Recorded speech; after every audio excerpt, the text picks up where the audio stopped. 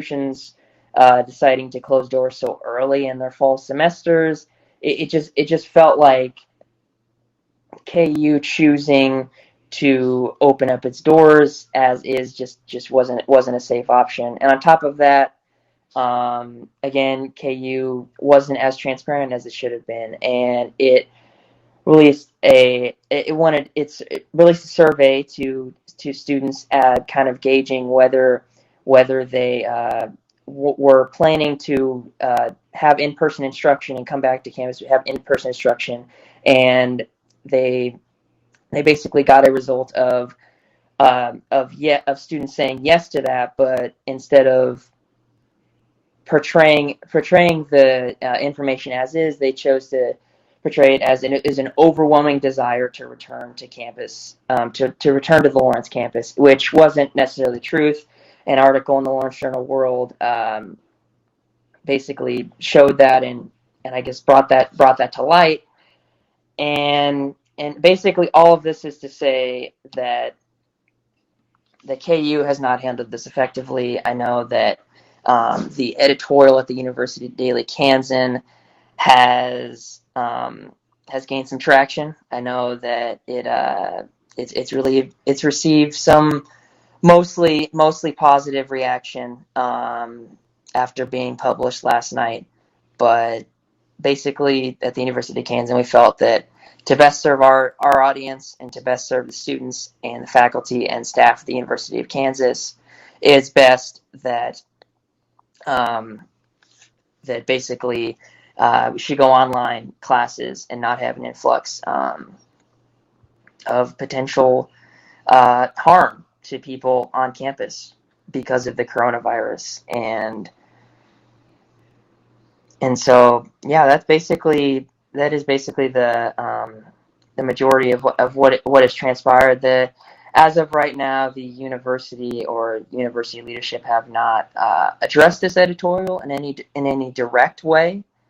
But as of right now, it is our feeling at the University Daily Kansan that by publishing this editorial, we can make our voices known. And Jack is asking, were you surprised at how quickly that editorial spread nationally? Yes, I was surprised. I expected a decent following in reaction to it, but also I expected some sort of positive reaction, but I was surprised by the positive influx of reaction to that. Mark Goldman asks, is the administration going forward with their plan for in-person classes? As of right now, yes. Again, the plan right now is for in-person instruction to start on August 24th.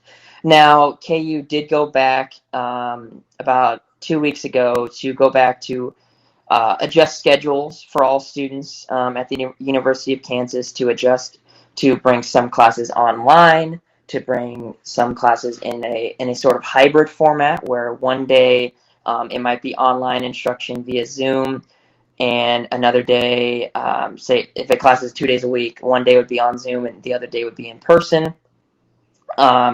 They are requiring masks to be worn while on campus at all times. And basically, obviously, social distancing and all of the typical regulations that have gone on as far as to dispel the potential spread of the coronavirus.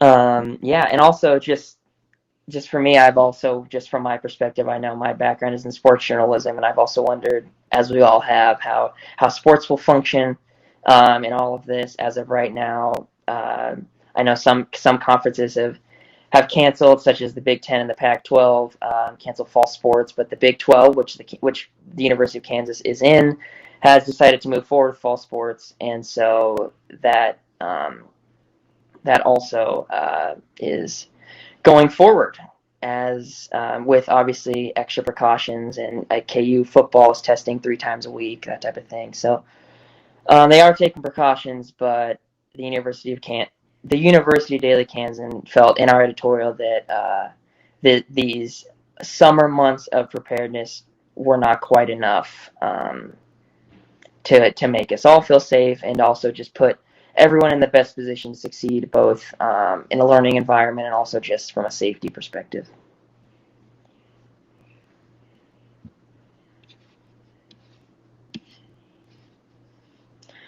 And on top of that, also, as of on Wednesday, Douglas County, which Lawrence is in, confirmed 858 cases of the coronavirus. Mark Goldman asked, have most students already returned to campus? And if so, are they practicing social distancing, etc.?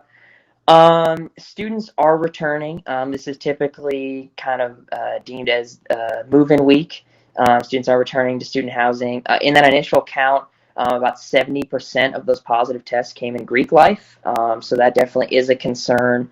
I know that university leadership has made it a point to adjust how recruitment and bid day and just interactions in Greek life can move about safely, moving some things online, and just trying to, I guess, stop the spread of the coronavirus in Greek life before it gets out of hand, I guess.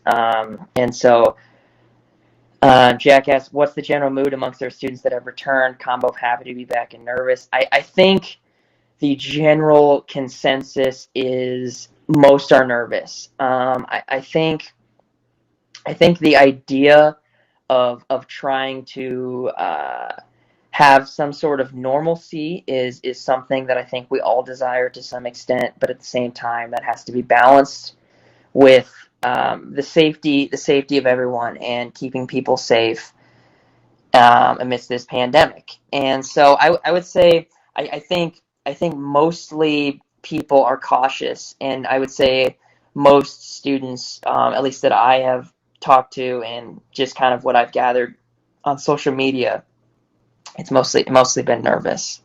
Um, as far as coming back, and also just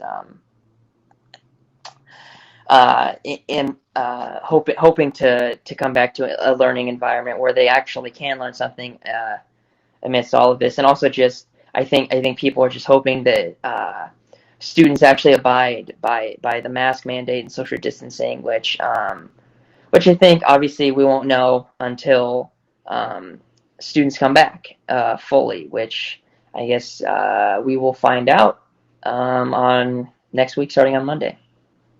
So.